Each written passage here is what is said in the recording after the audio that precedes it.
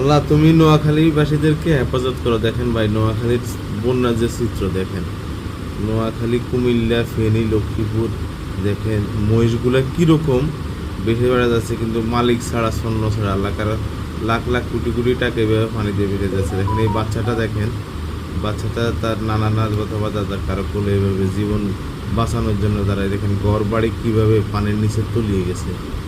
আল্লাহ তুমি সবাইকে হেফাজত করে। দেখেন এক খামারি ভাইয়ের মুরগি সব একদম পানির নিচে কীভাবে একদম তলিয়ে গেছে।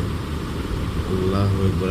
এই মসজিদটা দেখেন, এই মসজিদের কি অবস্থা, বন্যা আল্লাহর ঘরটাকে এইভাবে দেখেন কীভাবে একদম পানির নিচে তলিয়ে নিয়ে গেছে। আল্লাহ সবাইকে হেফাজত করেন। দেখেন এটা তার মাকে পিঠে করে নিয়ে যাচ্ছে হচ্ছে বাঁচানোর জন্য, জীবনের শেষ বাঁচানোর জন্য, জীবন রক্ষার্থে তারা কি পরিমাণ কষ্ট করতেছে। দেখেন নোয়াখালীর এই যে গরু মহিষগুলো দেখেন হাজার হাজার কোটি টাকা দেখেন নষ্ট হয়ে যাচ্ছে। সবাই ভিডিওটি শেয়ার করে দেন। দেখেন সুবহানাল্লাহ।